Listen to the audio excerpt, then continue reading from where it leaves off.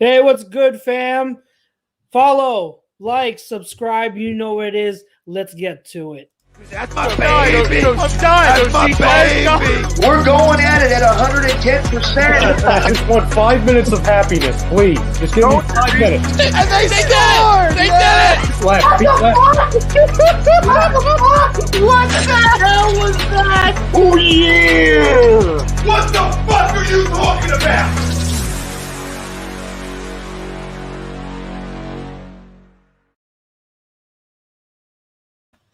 What's going on, ladies and gentlemen? It is Birds of a Feather live on A2D Radio. We are on Facebook, Twitter, YouTube, Instagram, all over the internet. We are also coming at you wherever you download and listen to your podcast, Apple Podcasts, everywhere. It's your boy Chucks, and to my left, we've got my boy Jeff. What's good, man? How are you? Doing pretty good. Another week closer to football, meaningful football. So for all those football fans out there, it's an exciting time right now. It is very exciting. You know what else is very exciting about it? The fact that tonight is our annual Birds of a Feather fantasy football special. The whole show, we got you guys covered fantasy football. So we want you to be really, really involved in tonight's show. We will cover topics such as players that we're going to target, players we want to avoid, formats, everything like that. But we also want to answer your questions. Whatever input you guys want to have, it is on you. So let us know. We'll answer. We'll give our input. We want to have it a really immersive discussion tonight. So before we get to that, we got to tell you who our sponsors are, who we're being brought to you by. We are brought to you by our doc, Paul Vidal of Specialized Physical Therapy. Find him in Burlington and Cherry Hill. SpecializedPhysicalTherapy.com. You know what, Jeff? The Olympics are over, and baseball is coming to a close soon. And the Phillies suck. So. And the Phillies suck. I know. Who cares about baseball? I know. The summer's winding down. It's about to get into fall. But you know what isn't winding down? A wild and hairy bush. Tame your pubes with help from our friends at Manscaped, the leaders in below-the-waist grooming. Their fourth-generation performance package includes the brand-new Lawnmower 4.0. If an athlete treats their body like royalty, why not treat your pubes like Olympic gold?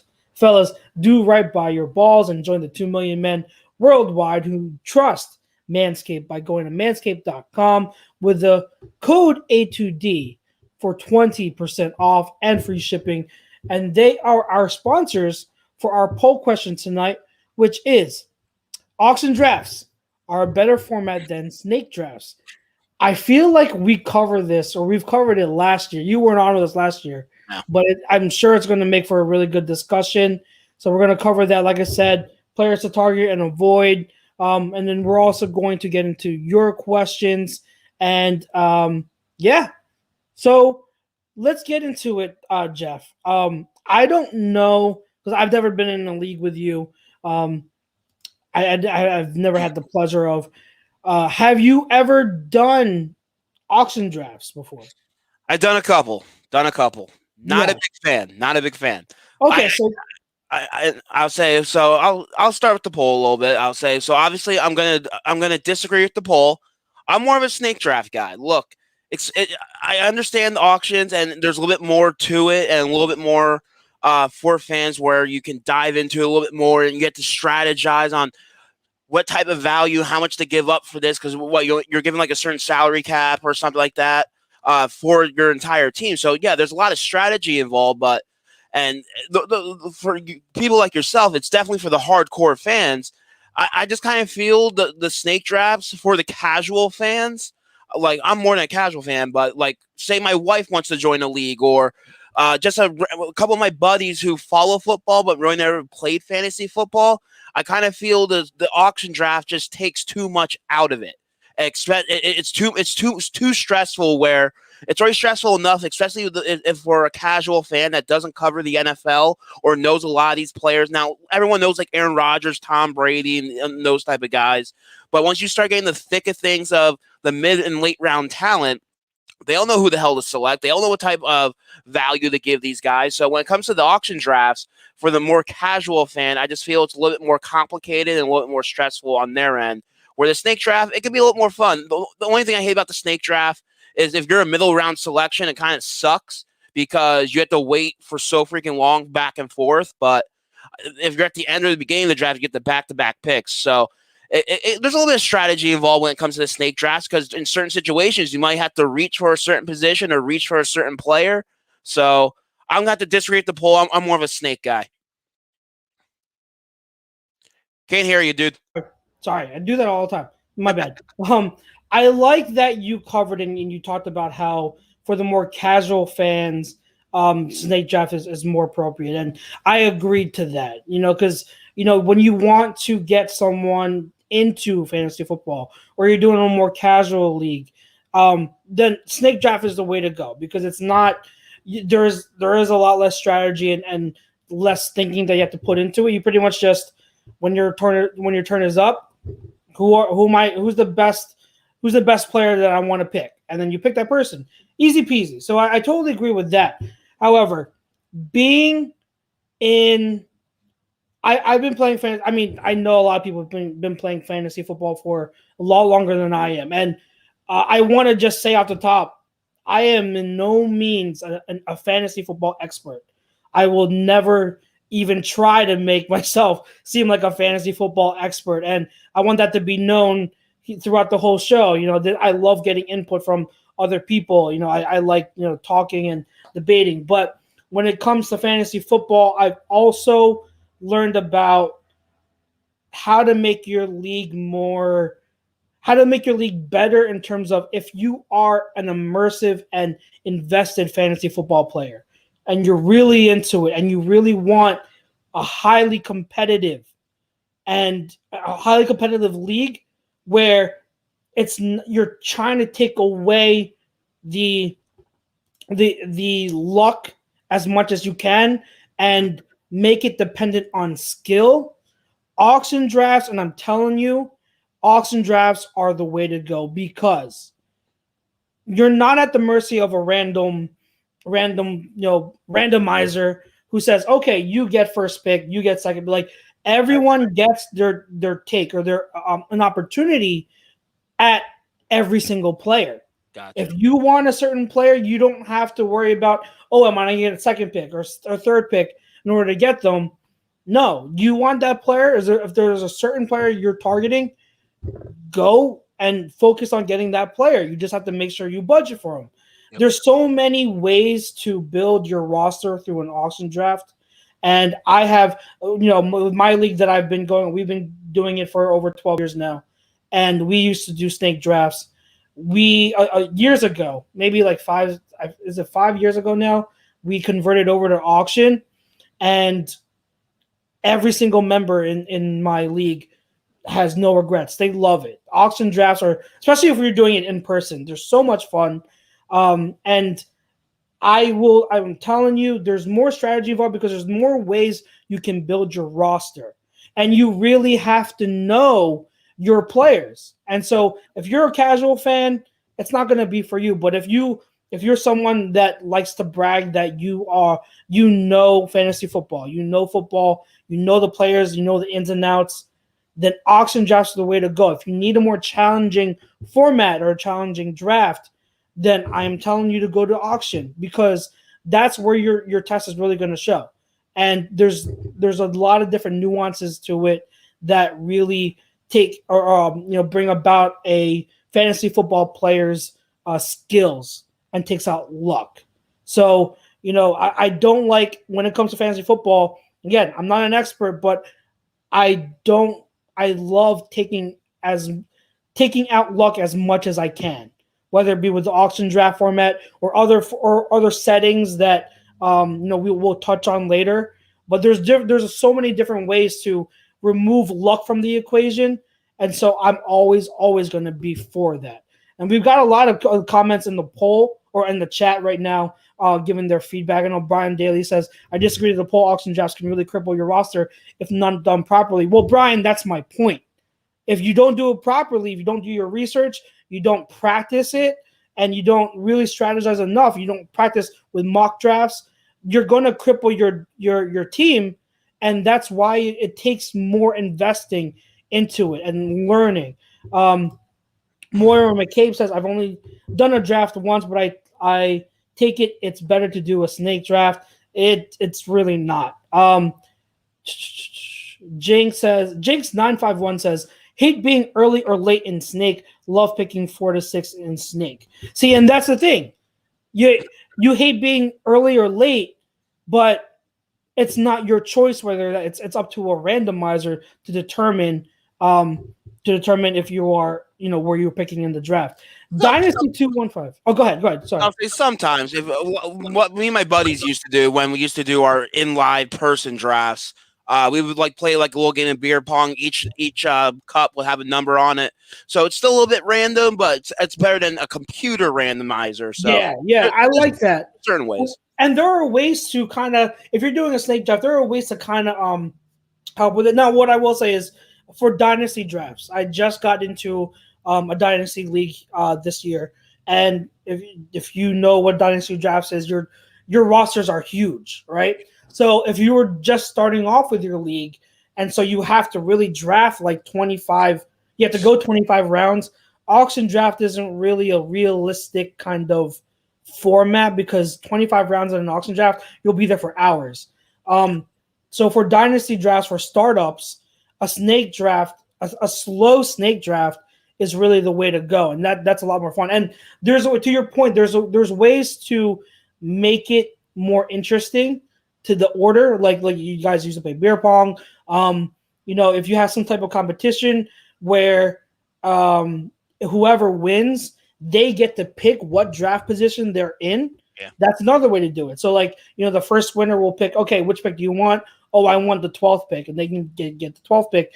And then the second place, they get second pick of where to pick and everything like that. So there's really ways to mix it up. So get creative. Get creative with how you do your league. Don't just fall into the norm of how leagues are. Really get creative with your leagues and how to do it, and that's what makes your league stand out.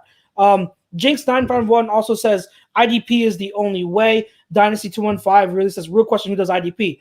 In my league, we do IDP. Yeah, we get rid of, we don't have kickers, we don't have defenses, got rid of that, and we do IDP, which is a really fun and interesting setting to use. Is IDPs, and we'll get into more of that. Dynasty and Jinx, since you guys use IDP, definitely drop your comments or your input. We greatly appreciate it. I love to hear that you guys are doing IDP as well. Jinx says 5th year of an IDP dynasty league. That's awesome. Jinx says been playing fantasy for probably 10-15 years or something now though. What draft positions do you start? We'll get into that. I do in my league, Jinx, we do a defensive lineman, a linebacker, and a defensive back. And those are 3 IDPs. Dynasty also says last place gets first pick. Yeah, in Dynasty draft. I do it that way, but yeah. Let's see. Jake says, I prefer stake personally, but auctions are fun. And then Jinx is all over the place. Nice. Jinx says, my main league is Dynasty IDP. We snaked year 1, then draft in reverse order of finished years 2 and on. And for Dynasty, snake is a good way to go because it's not random. You're going by how your league finished the year prior. So it does have that, competitive. It gives that competitive parity, right? Just like in real football. And I like to do it straight linear. Instead of snake, the last place they get first pick, go 1 round, and then go back up to the top again. Do it linear, just like NFL does. Dynasty says 3 defensive line and 3 defensive back, 2 linebacker, and a flex, which is usually a linebacker. That's deep. So that you're really hardcore into IDP. That's awesome. That's really, really cool. Jeff, do you have, in your league, how many leagues are you doing this year? Too many. I have a couple of free ones, but I mainly focus on the money leagues. I have this one big money league that me and my buddies been doing since high school. Yeah. So we've been doing that one. It's $100 buy-in. There's 12 or 14 of us. So, and that's the thing too. I would say fantasy's fun, but if it's anything less than a 12-team league for me, I just kind of feel all the teams are pretty much stacked, and there's not too much competition. And there's certain incentives too, like besides first, second, and third place, we do top scoring league or of the week gets like $10 here and there. So it's still a lot of strategizing, trying to assemble a team, and each week the best team available or putting the best team together. That way you can try to get that top spot and most points scored. So we do a little fun with it. And then for draft is also we allow trading. So once the randomizer is done, I think about a week before our start of our draft, then we open up trades where someone actually gave up quite a bit for like the move up 5 or 6 spots. So it wasn't just like a first round and like a 6th round or something along those lines. Some dude crippled his team quite a bit, and I can't remember if it ended up working out. I think he wanted Saquon last year. It was the year before. It might have been his rookie year, where he wanted Saquon so bad that he was willing to give up almost an entire draft to get him. Wow. But I have a couple other smaller money leagues here and there, but I try to focus on the ones where I'm going to make the most money on. Yeah, that's natural. So I like the fact, the thing I like about doing it snake or linear drafting is the ability to trade for future draft picks. That is a huge plus. The way that we're doing my dynasty league is, obviously, like I said, we did the startup draft as snake. For future years, we're doing a hybrid where we have to cut down our rosters and cut people. We do the rookie draft. This is linear. That's 5 rounds. And then after that, all the pool of players that are left, the rookies, the leftover rookies, and then all the players that were cut from teams, we do an auction draft with them. So it's a good hybrid. So like I said, guys, like there's with fantasy, you want to get creative with your stuff. Like think of different ways to make your league even more fun and not square. Think outside the box. And I like that. What other settings do you like to use, Jeff? When you're in your leagues, like that you are really really like stern on, that you feel are the best way to have a fantasy league. I'm a big fan of PPR a little bit, so I know some people just like the standard no points per reception, but I kind of feel it opens things up for your team. It opens things up from week to week, because a guy that might only get like 10, maybe 20, 30 yards receiving, but had 5 or 6 catches can still have a big day for you, and it can really help bring you back. Where if say one of your top players struggles that week, and you basically know you almost have no shot of winning that week in your head-to-head matchup. So I'm a big fan of PPR leagues. I try to do a couple of those. And then I like a little bit of incentives for field goal kicking. Like the longer the kick, the more it's worth more than the standard 3 points for a field goal. So there's a couple of little trinkets that I like throwing in our leagues every once in a while to give you a little bit of a boost, or try to strategize a little bit more, especially when you're selecting your team or trying to pick up people off the waiver wire, or if you have an injury, who to bench, who to start. So those are a couple of the rules points strategy I try to use. Yeah, I'm mainly PPR too. I do have PPR, but I'd rather do, if it came between full PPR and standard, I'd go full PPR. I do prefer PPR scoring. I hate kickers. I refuse now to play in a league with kickers. I think kickers are the most useless thing in fantasy football. And if it were up to me, it would never be a thing. So I never do a league with kickers anymore. Defenses are annoying too, but they're not. I don't hate them as much. I like the defense a little bit because you also have the special team aspect. So if someone on that team gets a special teams touchdown or a kickoff return or a punt return for a touchdown, you get those points. And if for some reason you like Deshaun Jackson that year when he was used as a punt returner, you had him on your roster and the Eagles defense, you basically got double the points because he also got the touchdown and you got the points for the Eagles defense special teams as well. So it's not defenses are not as random as kickers, so that's why I don't hate them as much. Like I won't refuse a league if they do defenses, but like I'm at the point where if you're still a league that's using kickers, I'm good. I don't like kickers at all. Where is Dynasty asks for IDP leagues, what's your settings? So I'm gonna run through Dynasty for you and let you know how we have it. For IDPs for a touchdown, it's 12 points. So like it's maxed out. The way pretty much the way we did it was whatever team defense, whatever like the standard is for the team defense scoring is, we took the IDPs and we doubled them and then tweaked some other stuff. So if you're an IDP, a touchdown is 12 points, a sack is 2, a tackle is 1.5, tackle for loss is an extra half, which gives you 2 points. A block, punt, PAT, or field goal is 4. Interception is 4. We do return yards on interceptions is 20. 1 point for every 20 yards. Fumble recovery is 4 points. Fumble return yards, same thing, is 1 point every 20 yards. Forced fumbles 2. Safety is 4. Assisted tackles 0.75, which is half of what a tackle gets. And passes defense are 1.5. So that's the IDP rundown of that's how we do scoring for IDPs. He says for me, 3 points for interception and sack. Okay. Jing says then outside my main league, I joined a new dynasty last year. Then I do like 3 to 4 redraft leagues every year. I don't know how. I a couple years ago I was doing 5 leagues. All of them were money leagues, and I couldn't, like, after a while, like, I just couldn't keep up with it anymore.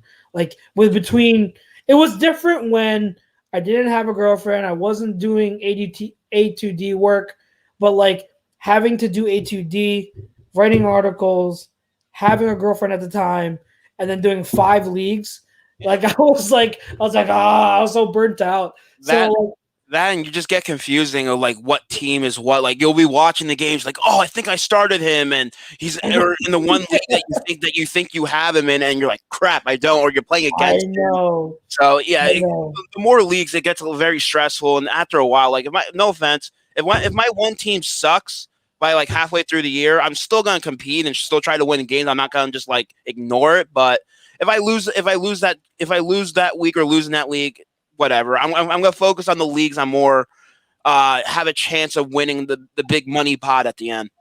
Yeah, I hear you. So guys, thank you guys. Like we've got Jinx and Dynasty definitely commenting a lot. Keep commenting. We appreciate you giving your feedback. I love seeing all the different settings and ways that people run their leagues. So it's a great input. I like to say, as long as you're having fun in your fantasy league, there's no wrong way to do it. But if you're looking for more challenging, if you're looking to really challenge yourself as a fantasy football player, there are ways to better your experience. So that's like my whole philosophy with fantasy football. But let's we're almost at the halfway point. So now I want to transition over to our next topic. So players that we are targeting. All right. So I don't know if you guys have seen yet. Today I came out with a new article.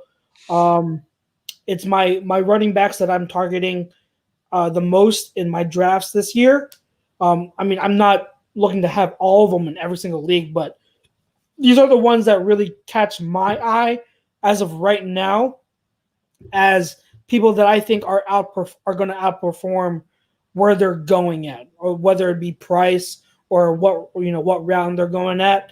There are a lot of narratives and a lot of fantasy sites that are have their I can see a lot of normal trends in terms of this guy's going to be a sleeper, and they're widely considered a sleeper and everything, or this guy is a guy to avoid, and a lot of people have him as people to avoid. So like seeing a lot of that, a lot of my players that I included in that are kind of counterintuitive to those notions, to what a lot of these sites are saying, because I think the hate on some players is getting a little bit too extreme. So I talked about those in the article, and I will touch on them here now. But Jeff, do you have name one player that you are any position. I did mainly running back. Mhm. If I think of other positions, I'll throw them out. But do you have any players that you are particularly targeting this year in your drafts? No one specific, but one guy I've been trying to eye on because I feel he's gonna have a big year is Nick Chubb. So depending on where you're drafting in your draft, he might be gone by that point, depending because he's considered in most leagues like a first, second round pick. So depending on where you're drafting, but Nick Chubb is definitely a guy I feel that's he's in line for a big year. I feel that Baltimore or that Cleveland Browns offense. They're going to do some dangerous things this year. Yeah, he has Kareem Hunt as a backup, so it takes a little bit of the pressure off of him. But Baker Mayfield back under center for another season. I don't know. I just always been a big fan of Nick Chubb, and I just feel this might be the year where he really, really breaks out. I like Nick Chubb a lot. I think this time next year he's going to be in the conversation as one of the top tier 1 running backs. So I'm a huge fan of Nick Chubb. A few other comments. My roster, my main league is discussing. Running backs are a little shaky, but rest of my lineup is nuts. There was one. Oh, Dynasty says number 1, avoid Will Fuller. That's the thing with Will Fuller is I'll always avoid him because of that the injury. Like he's a good player, but he's always hurt, man. He's screwed me so many times. I know he's always hurt, and that sucks. He's one of those players that can't avoid the injury bug, and so I don't like having players that have that reputation of being hurt every single year. I just don't like them on my roster because I can't count on them. But also, I'll say definitely one name to avoid this year in the wide receiving room, especially now without his future Hall of Fame quarterback Drew Brees. You definitely have to avoid Michael Thomas. I understand the reputation that he has had, and he's out. And he's out for several weeks. Yeah, so he's out for several weeks. He doesn't have who knows who he's going to be their quarterback. Yeah, he might still be productive for them, but he's still not considered one of the top wide receivers as far as fantasy is concerned. So it's definitely a name I feel you need to avoid for sure. 100%. Red Sand, he has 2 comments. So he says Snake. He says Snake. No interest in auction. Disagree to the poll. And he says, how do you guys approach the draft? Snake format, of course. You go heavy, running back early, best available. What's your draft philosophy? Before I answer those questions, I will say Red Sand. Don't knock something you haven't tried, because like Jeff has at least tried it, and if it's not for him, it's not for him. But I'm telling you, if you've never tried auction, you have to at least give it a fair shot, because I was hesitant too. And then I started doing it, and I'm telling you, if you want a challenge and you want to test your skills as a fantasy football player, auction drafts will do that. And I said on the top of the show, I don't know if you heard me, but with auction, everyone is fair game. Every single player is fair game. So you really have to know how to mold a roster, how to budget, and to really form a roster of guys that, you can't go, it's not going from top to bottom anymore, from best to worst. It's, okay, what's the value on this one? Can I afford them? How many of these guys can I afford? Am I going to go with a bunch of cheap guys and then like 1 or 2 studs, or am I going to go with a bunch of RB2s and wide receiver 2s? Like, there's so many different ways to form your roster with auction that it really tests your skills. So don't close yourself off. My advice, if you really want to touch your skills as a fantasy football player, don't close yourself off as a to auction drafts. Give it at least a fair shot. If you don't like it after a few times, then it is what it is. Then that's fine. It's definitely fun. I'll say if it's one of those. For me, if it's not a money league, I would be more prone to it. But the fact that when usually, like for my leagues, I only partake in, if there's a large amount of money involved, I just feel Snake is a little bit better option for most people in that situation. Now, if it's a free league, I'm all for it. But I would say the big thing is I feel that me and other people run into is the value that you give some of these players. Like if you're only budgeted like say $100, $150 to assemble your roster or whatever the heck the price tag may be for these auction drafts. 200 is standard, yeah. Yeah, 200. so $200, and say you blow $50 on a quarterback or something like that, or you really need to understand the value as far as the money amount when addressing these positions or some of the top tier players. Because I feel like not just me, but like people in my leagues that we have done auction drafts, they give way too much, and then by the end of the draft, you have no money for absolutely anyone. So, like you said, there's a lot of strategy, and it's just trying to get used to the matter of trying to budget that money. It's almost like budgeting your checkbook. Yeah, absolutely, and that's the thing. Like it's tough at first, and that's why like whenever I have people or friends that want to get into it, I always say, okay, do either like a free league first or do like a really cheap like $20 league. You know, I 2 years ago, I got together with I got a league together, a small league with a bunch of friends that never did auction before, and we did an auction league so that they can get their feet wet. And by the end of the year, they all said they love auction, and it's exactly what you said. You have to really do your research and learn the values of different positions, of what the appropriate price ranges are for. And then also another thing that I want to add to it is when you're in the draft, when you're doing it, you have to kind of pick up on where people are falling, what their values are. So like say like you're in the middle of the auction draft, right? First few rounds are done. People blew their wad on some of the top guys. But now you're getting to the nitty-gritty, right? And you have someone who is still like a talented player, right? But then because people blew their water, like you spent so much money on in the early rounds, you can get him a little bit cheaper. Now you could go a little bit cheaper on a guy that's supposed to be valued higher. And so that's the other thing about like your strategy also has to have some fluidity to it and say, hey, this is a steal. I can get this guy for under $10 when he's really valued at 20 something. I'm going to take him. And so, again, that's part of the whole strategy to it and everything. But to address his Red Sands questions, how do you guys approach the draft? Snake, you go heavily running back early, best available. What's your draft philosophy? There's a lot of different – I know there are a lot of different strategies out there, right? Personally, and I guess this should come as no surprise, I am always going to look to get running backs when I can. Like, and I'm not saying I'm going to reach for a running back if one isn't there at my pick, or if they're outside my budget. I'm not going to reach for a running back drastically, but they're always going to be priority to me. Because when you don't have enough running backs on your roster, that's what I've found from experience. That's what really screws me up. If I don't have the running backs, throughout the year, and I'm just like, you can't find one. They're very, very tough to find. So I always prioritize running backs. When it comes to best available, it's tricky.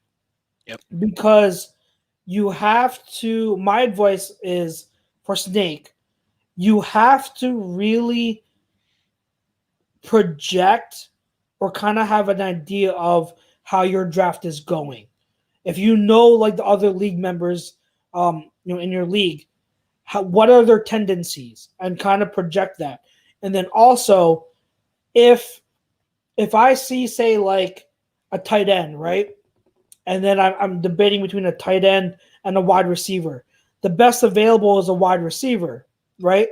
But the tight end is, you could argue, is probably in that same tier. But then if you skip out on the tight end and that tight end gets picked, before your next pick, and then there's no one else because tight end is so shallow, the smart idea might be to go to the tight end because you're not going to be able to fill that position as adequately if you skipped out on the tight end. Does that make sense? Like, wide receiver is always going to be deep, and you can get sleepers at wide receiver. But tight end, running back, if you miss out on that position, you might be biting yourself. So you have to really, determine, hey, for my next pick after this one, if I skip out on a tight end, if I skip out on a running back, can I still get good value at my next pick?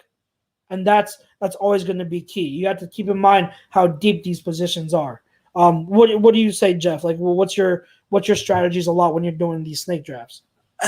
It just all depends. It depends where you're picking. It depends, like you said, the other players in your league's tendencies on how they're addressing their draft. Now, there's people that they feel for them to win the league, they need quarterbacks, so they're willing to draft early, possibly 2 starting quarterbacks throughout the draft, or running backs or wide receiver, whatever it may be. But I'm more of a value guy, so if there's certain position, I try to go running backs. Try to get them a little bit earlier. I understand this is a passing league, which is why, unless you can get one of the top wide receivers in fantasy football at where you're picked and it's decent value, maybe they slipped a little bit or you didn't expect them to be there, then go for it. Take them.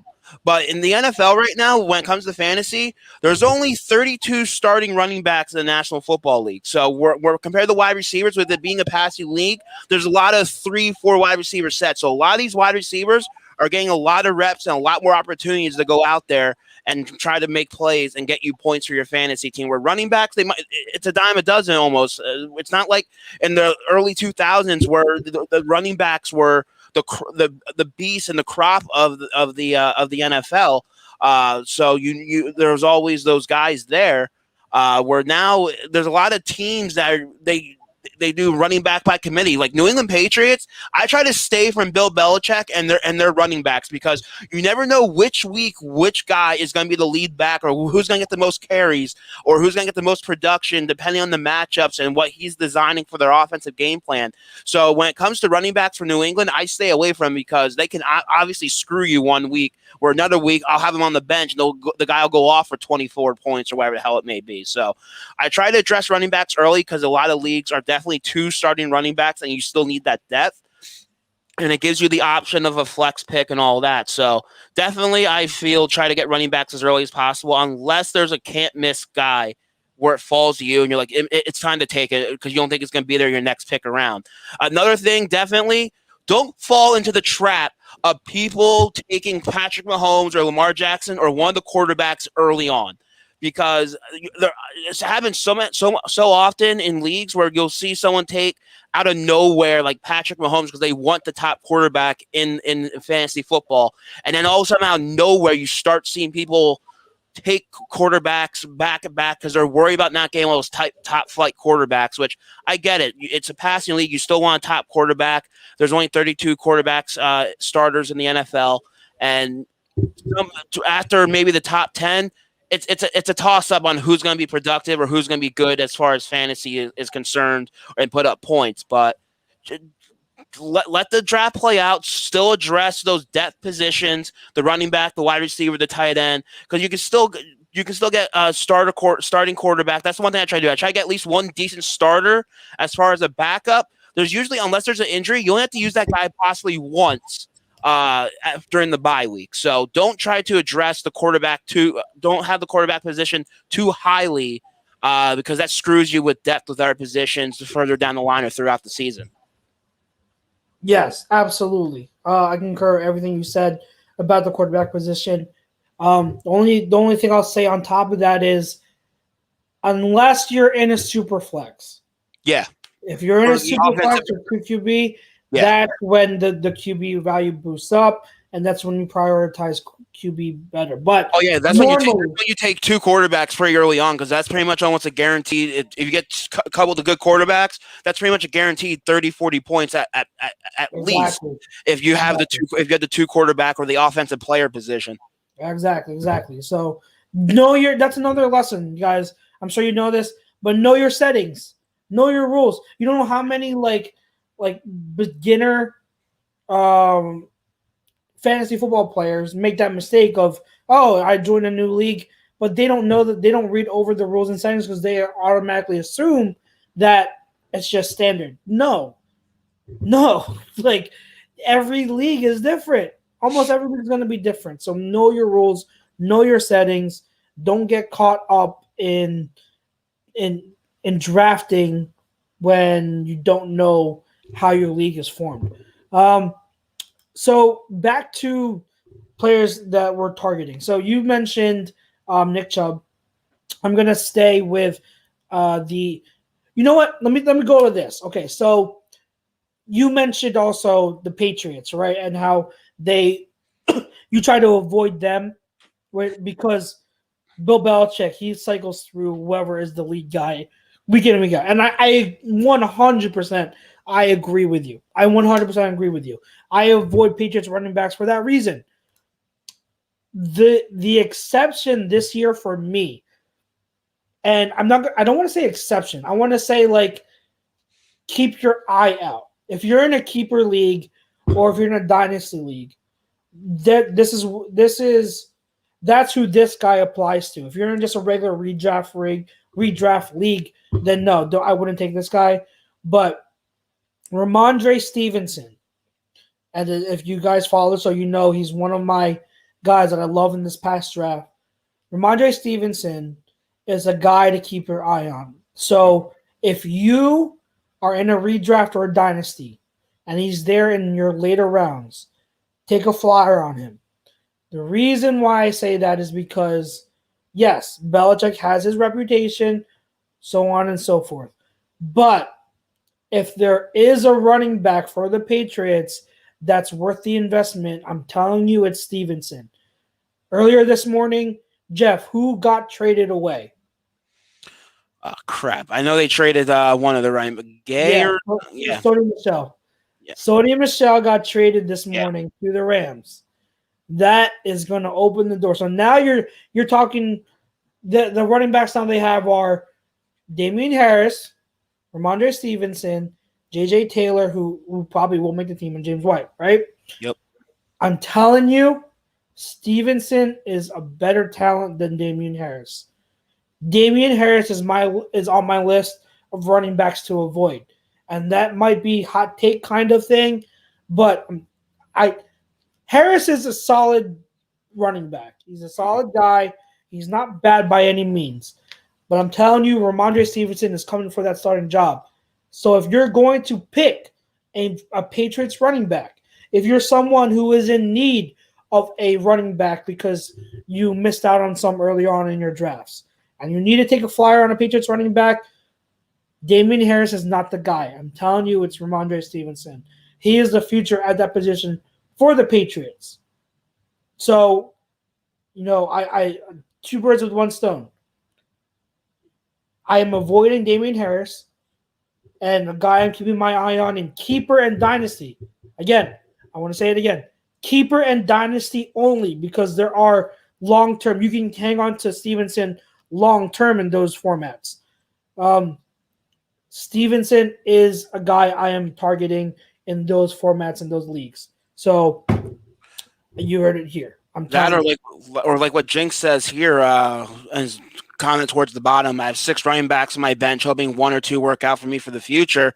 I'll say that's also a smart move if you know that you missed or your certain position is weak, maybe quarterback, maybe wide receiving position, and you want to load up on one position to use as trade bait.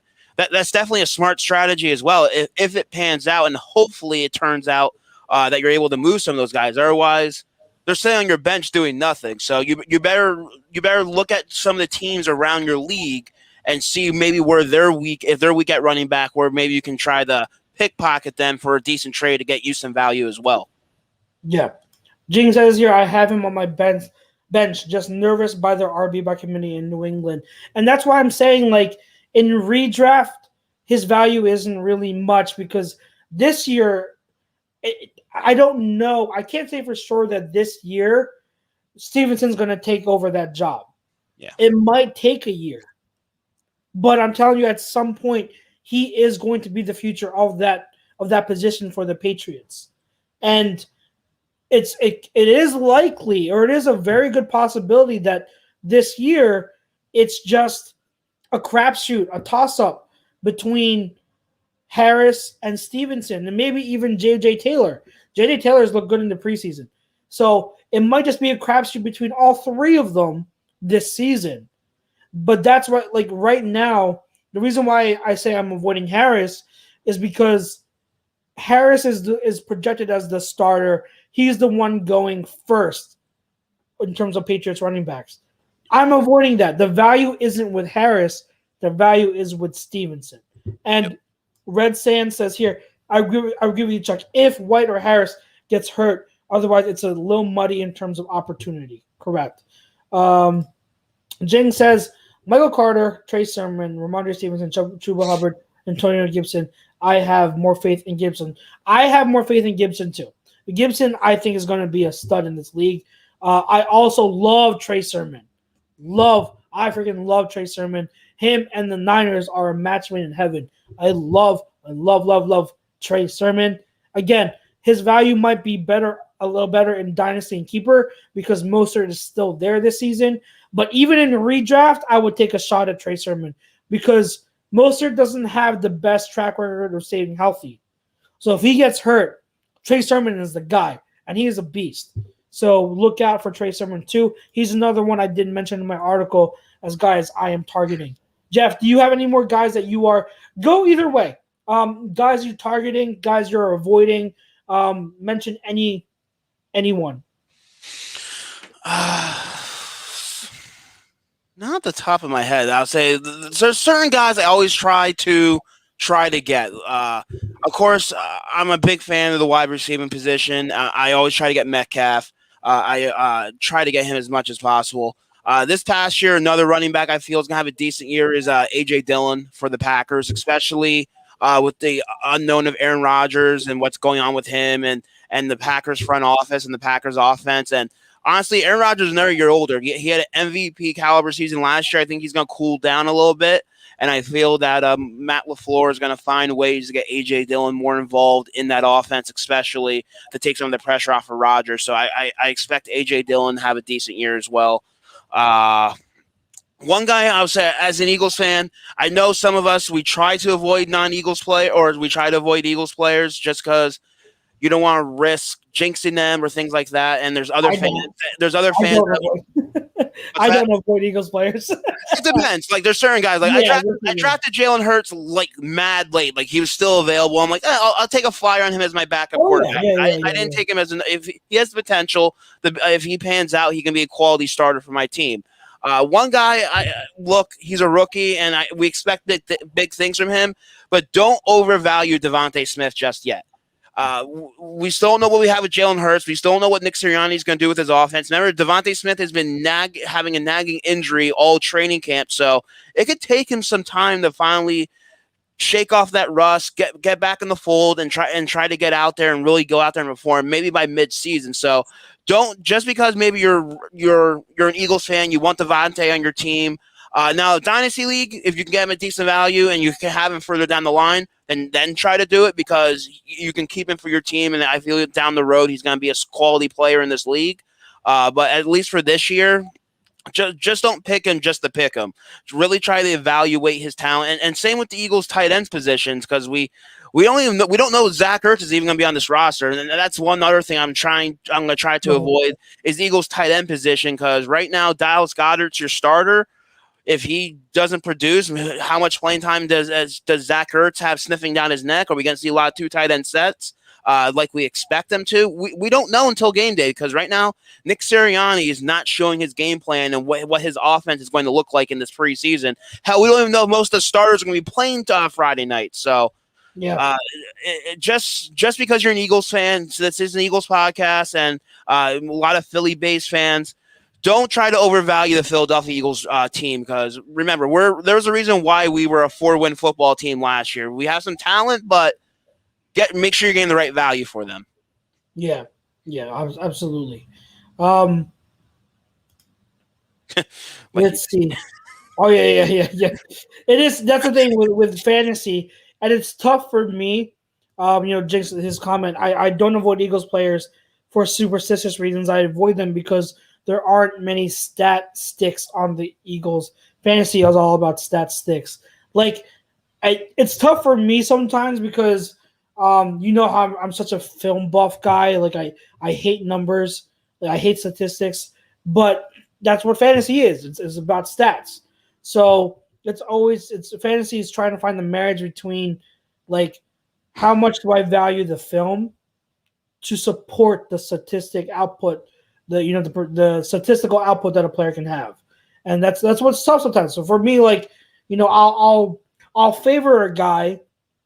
Let's see, like I'll favor a player that I know is good on film, right?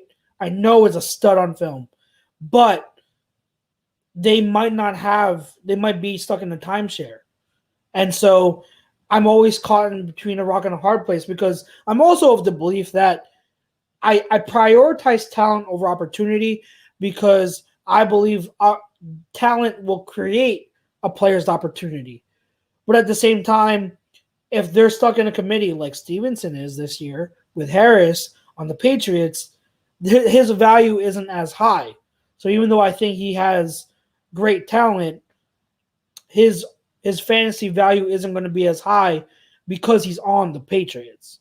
So it's always tough for guys to like me who are film buffs to kind of get compromised between the two worlds. But it's part of it. It's part of what you do. Other guys that I am targeting this year that I want to mention because we got about 10 minutes, so I want to fly through guys I want to mention. First, let me go with guys I'm avoiding. All right, I already mentioned Damian Harris. The other guy that is going higher that I'm not touching is Myles Gaskin. Myles Gaskin's another solid player. Okay, he's good, and yes, he's the number one guy, I guess you can say, in Miami. But in no way do I see him as a traditional featured running back talent. I don't think he's that good of a player where Miami can lean on him to get 20 to 25 touches a game.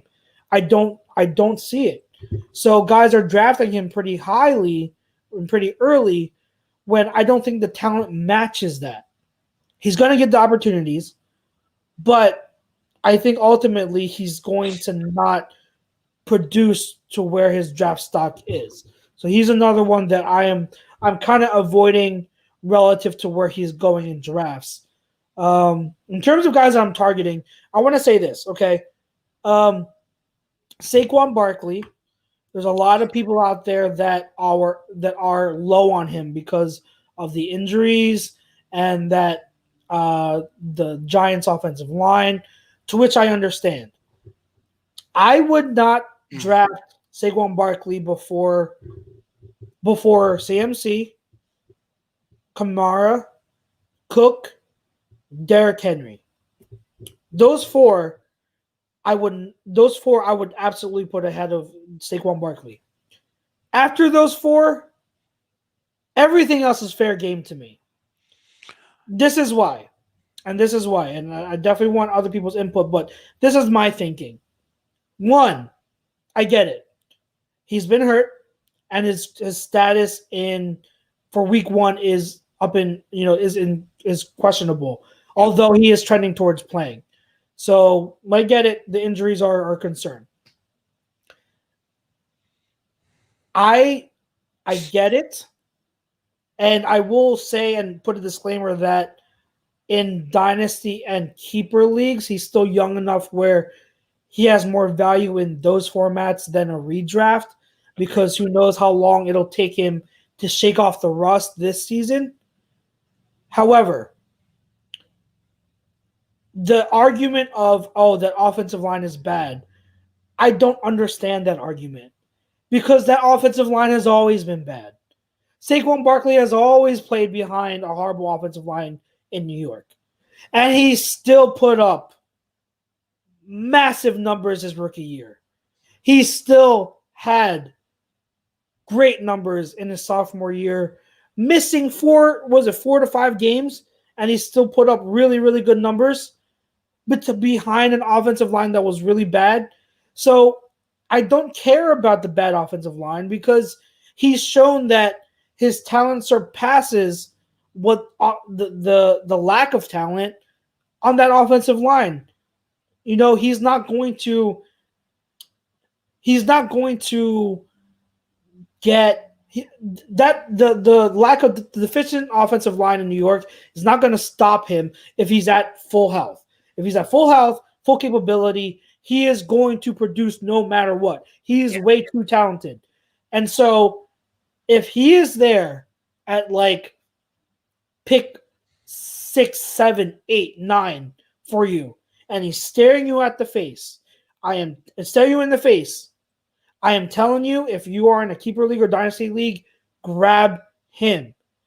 He is way too good to be passing up. I've seen people say, "Oh, I'm not touching him in the first round."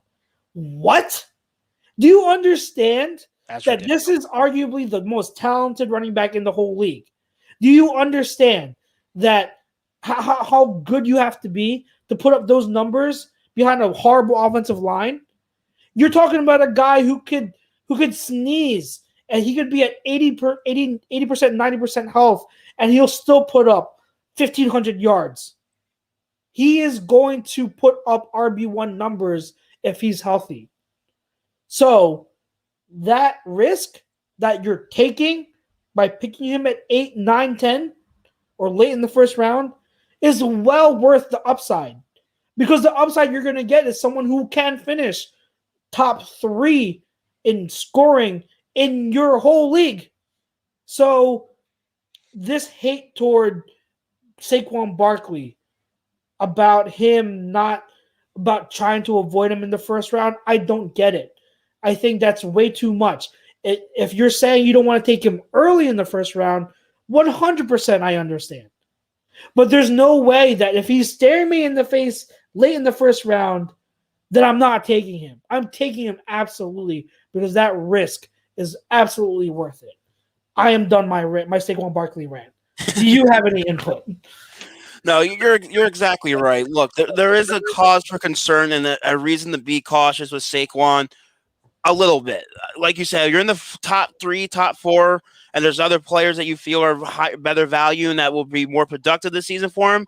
Then yes, but like in my league, he fell to 6 or 7, and I thought he was going to fall on my lap, and I was about to take him, but he went, I think, 2 picks ahead of me. So okay, so I was a little bit disappointed there. And the one other reason I kind of feel people are a little bit skeptical on Saquon also is not just the offensive line, but the offense as a whole. So unless you're in a PPR league, like you said, you have tremendous value Saquon because he's definitely a threat out of the backfield, but a lot of people are expecting this New York Giants team to be playing from behind quite a bit, which could possibly limit the production from Saquon Barkley, at least in the running game. He might get his catches out of the backfield, but he's definitely still a quality running back in the NFL, even besides the injury. Like you said, behind a bad offensive line, he's still an elusive running back with his talents to still find ways to pick up yardage. I still think even over the past 2 seasons with limited role and being injured, he's still averaged, I think, like 4 or 5 yards a carry almost.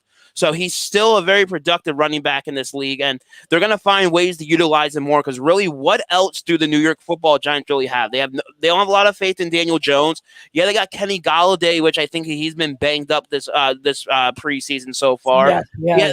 Yeah, they have Evan Ingram, but Saquon Barkley is going to be the focal point and the workhorse for this offense. He's going to be getting a bulk of the touches, in my opinion. If he does not, whoever the hell their offensive coordinator is neesds to be fired by the end of the season.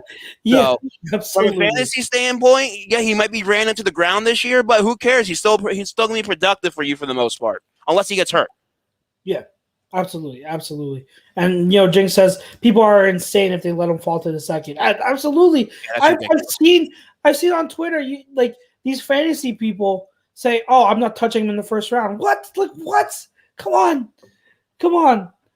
Dynasty asks, who would you keep between Carson and Jacobs? If the keeper costs are equal, you're just talking straight up value. I'm keeping Jacobs. I think Jacobs is the better talent between Carson. What do you think, Jeff? Yeah, I agree. Jacobs has been a quality running back for many years in this league so far, so I'm definitely a big fan of his. Yeah, I like Jacobs. I like Jacobs more than I like Carson. And Jacobs is better. He's also a more versatile running back. He'll catch passes out of the backfield. Carson sucks. Nope. Carson's not a good receiver out of the backfield at all. He's screwed me too many times in the past, so I'm not a big fan of Carson either. I think he cost me one year in my playoffs, the championship game. Oh God. And he's had He's been bitten with injuries the past few years. So, yeah. Last thing I want to touch on. I had my Saquon Barkley rant. I'm gonna have one more rant before we head out. Unless if you have anything, you can go after me. Go right ahead. But I've been keeping track of all these websites, all these experts, these writers, these fantasy sites saying which running back's gonna have a breakout year, which running back is a good sleeper. And no one mentions Miles Sanders.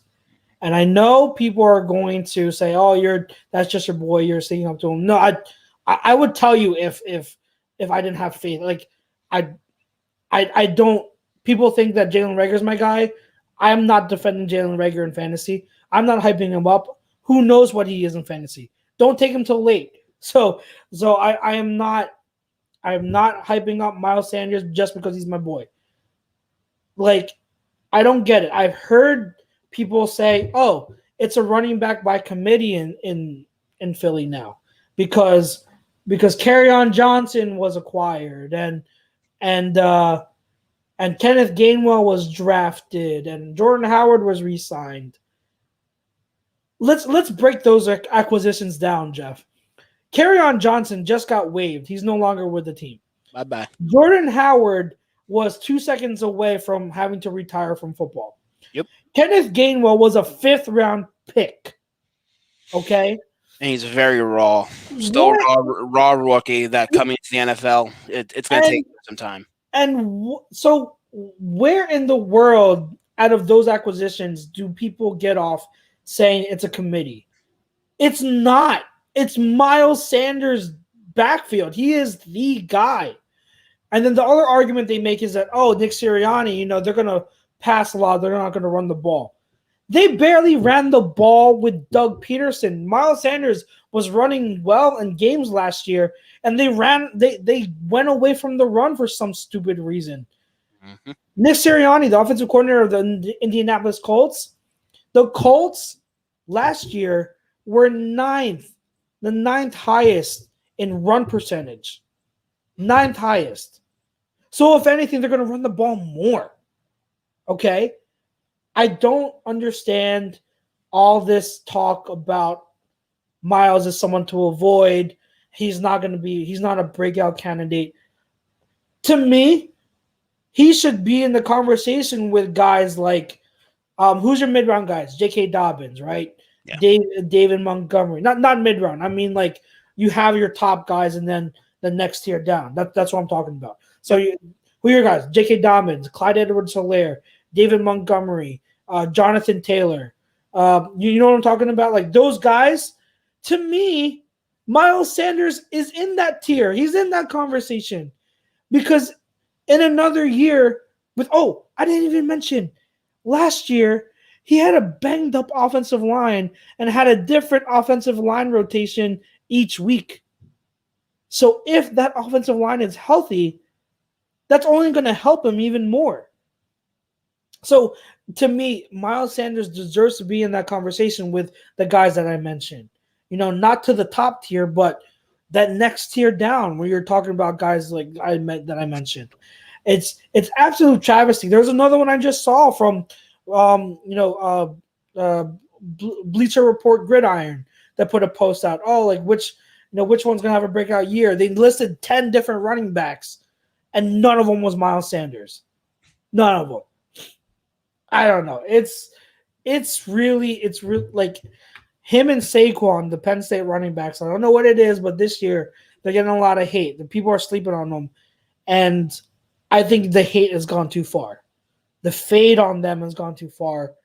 With how much they're being dropped, you can probably get them in really good value now. You probably really can. So don't sleep on Miles. Miles deserves to be one of those. He can break out this year. I really do believe he can. Any agree? Disagree? Oh yeah, sorry. I thought I know. That's fine. Yeah, I totally agree. Look, Miles, Yeah, he might not have the most productive season last year, but remember, I think he maybe got one game over 20 carries last year. So from a fantasy standpoint, it wasn't the greatest for fantasy owners. But we expect a lot more from Miles Sanders, especially with an unproven quarterback, a lackluster wide receiving core at the moment. So Miles Sanders is definitely going to be that focal point in this offense to take the stress and take the load and the pressure off of Jalen Hurts and the rest of this offense. So I definitely expect Nick Sirianni to take him to the next level, and we might be talking about him being a top 5, top 10 running back, hopefully next year come fantasy draft time. Absolutely. I'm with you. Last question before we head out. Red Sanders asked, Miles been slipping in my mocks. It's crazy. It is crazy, Red Sanders. Like, it's nuts. It's nuts. Just what's your guys' thoughts on J.K. Dobbins? I really like J.K. Dobbins. He might – now, here's the thing. Some people are skeptical because of the Ravens, how they run their offense, because Lamar Jackson runs a lot. They also have Gus Edwards, who is a good running back. So they're like, J.K. Dobbins might be lost in the mix. I wouldn't worry about that because I think the Ravens run so much that J.K. is going to get his touches regardless. And two, I've kept hearing about talks about them using Dobbins more in the passing game this year. So you can expect his receiving output to be even higher than it was last year, which is really, really good. So I like Dobbins. His ceiling might not be as high because he's going to be capped by Lamar Jackson, but I still think he can give you RB2 production, in my opinion. I like J.K. Dobbins. Yeah, it all depends on the value. Of course, he's not going to be a guy that you're going to take in the first couple rounds, probably. But if you can get some decent value for him, definitely a guy you can take a flyer on. And like you said, a lot of the focal point on the Baltimore Ravens offense is going to be Lamar Jackson. So I kind of feel John Harbaugh and company and that coaching staff are going to try to find ways to disguise or try to scheme scheme things around other players because most of the opposing defenses are going to try to focus on Lamar Jackson and containing him from breaking out like Michael Vick back in the day. Yeah, exactly. All right, Jeff, it was a good show. We got through a lot. Like the hour went by really quick, really quick. But I want to thank the people in the chat, the fam. You guys were awesome. Thank you, honestly, for providing your input. Fantasy football input. If you guys have any other more questions throughout the year, for us, when Pete's back, definitely drop them in. Hit us up too if outside the show. We're all over social media, so if you have any questions, if you want to just talk fantasy football, always here for you. Just hit us up. We'd love to. I always love talking football. So we're here for you. Before we head out, I do want to mention our sponsors again. That's Specialized Physical Therapy. SpecializedPhysicalTherapy.com is where you're going to reach them. And also, don't forget Manscaped. Use the promo code A2D to get 20% off at Manscaped.com. Also, if you're looking for a new watch, LawTerrain.com. Use that to get 10% off. If you're looking to sell a home, you're looking for a change in career or brokerage, contact Alan Foy of eXp Realty, LLC. Body Check Wellness. They're still doing 25% off. Take advantage. CBD oils if you need them. They're there for you. Philly drinkers, hit them up for all our A2D merch. All campus, 20% off. Everything in store. Hats, shirts, and team cornhole sets to all subscribers. Ocean City Grilled Cheese and Quesadilla Company. They're located on the corner of 8th and Ocean Ave. They have 16 different kinds of grilled cheese on toasty Texas sourdough bread. And make sure you use A2D promo code for 10% off. Can't forget the guys at the Counseling Center and Sunrise Detox. Make sure you hit them up if you know anyone with mental health and addiction issues. Reach out to them at 856-651-8117. And finally, guys, A2D memberships. If you're not a member yet, make sure you hop on that. There's so many different perks. You get appearances on shows, members-only streams, shout-outs, weekly sports picks from Monty Pot and Willie Vegas. Hey, if you want to make some money to offset the $9.99 price that you're going to be paying, you want to listen to Money Pod and Willie Vegas. They're going to help you out. They're going to make you some money. So really, you're not losing anything. It all offsets. You're making money. So definitely hop on those memberships. Jeff, any last words before we call it a night? Not really. I'm just hoping Friday, if whatever happens in Eagles-Jets preseason finale, whether we win, lose, whatever, all I care about is we leave the game healthy. So if they play the starters, great. If not, okay. I do want to see something from the first-team offense and defense just because we haven't seen a lot of reps from them and put me a little bit at ease for the season opener. But I just want to leave the game healthy. I want to go into season or week 1 with a full roster. So that's basically all I'm going to be focused on come Friday. Yeah, just stay healthy. Stay healthy, please. Please. We've been pretty lucky. We've had minor injuries, nothing too serious outside of Tyree Jackson. So please just stay healthy. God, please. And Kroom, yeah. But I mean, Kroom, he was a fringe guy. But yeah, please just stay healthy. But enjoy the game. Guys, thank you so much for listening. For your boy Chucks, your boy Jeff over to my left. We appreciate you tuning in. Make sure you catch all the rest of our shows this week. Enjoy the Eagles' final preseason game tomorrow against the Jets. And next week, we shall catch you on Thursday again. Stay safe. God bless. Peace out, guys. Good night.